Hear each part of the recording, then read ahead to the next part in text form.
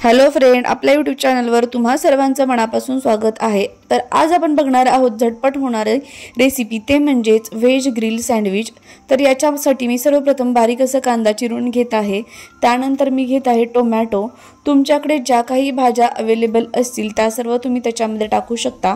तर मी आज याच्यामध्ये टाकणार आहे कांदा, टोमॅटो, शिमला मिरची, काकडी, हिरवी मिरची आणि कोबी। याच्यामध्ये तुम्ही गाजरही टाकू शकता। आता गाजर माझ्याकडे अवेलेबल नाहीये, सो मी टाकत नाहीये। तर हे सर्व तुम्ही खूप छान असं बारीक जेवढं चिरता येईल तेवढं चिरून घ्यायचंय। खरं तर तुम्ही डायरेक्ट स्लाइसेस टाकू शकता, पण लहान मुलांना असं भाज्या डायरेक्टली खायला आवडत नाही। तर त्यासाठी तुम्ही असं जर का बारीक चिरून सर्व भाज्या टाकल्या तर हेल्दी पण आहे आणि त्यांना टेस्टीही लागतं। तर त्यासाठी सर्व भाज्या मी असं बारीक चिरून घेत आहे। तुम्ही जर का अशाच प्रकारे करत असाल तर मला नक्की कमेंट करून सांगा। तर या सर्व मी अशा प्रकारे भाज्या चिरून घेत आहे। चिरल्यानंतर त्या सर्व भाज्या तुम्हाला एकत्र करायच्या आहेत आणि त्यानंतर त्याच्यामध्ये आता आपण काय काय टाकणार आहोत बघूया पुढे।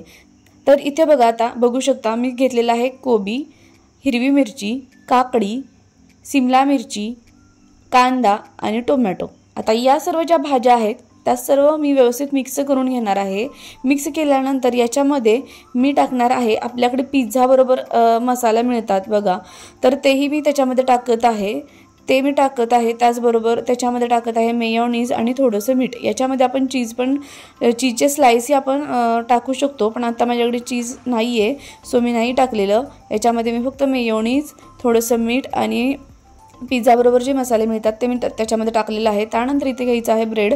त्याच्यामध्ये मी हिरवी चटणी बनवलेली आहे आणि टोमॅटो सॉस टाकत आहे। हिरवी चटणी काय करायचं तर त्यासाठी 4-5 मिरच्या घ्यायच्या। जर का तुम्हाला जास्त तिखट हवं असेल तर तुम्ही जास्तही मिरच्या घेऊ शकता। तर त्याच्यामध्ये टाकायचं आहे हिरव्या मिरच्या, कोथिंबीर, पुदिना, आलं, लसूण आणि थोडंसं मी त्याच्यामध्ये लिंबू पिळलेलं आहे। ते सर्व मिक्सरला बारीक केलेलं आहे। अशा प्रकारे खूप टेस्टी अशी हिरवी चटणी तयार झालेली आहे। तर दोन्ही ब्रेडला अशा प्रकारे एका बाजूला टोमॅटो सॉस, एका बाजूला हिरवी चटणी लावून घ्यायची आणि त्यानंतर त्याच्यामध्ये स्टफिंग भरायचं आहे। तुम्हाला जेवढं हवं तेवढं त्याच्यामध्ये तुम्ही भरू शकता आणि बारीक चिरल्यामुळे स्टफिंग व्यवस्थित राहतं, बाहेरही येत नाही आणि मुलांना खाण्यासाठी खूप हेल्दी आहे।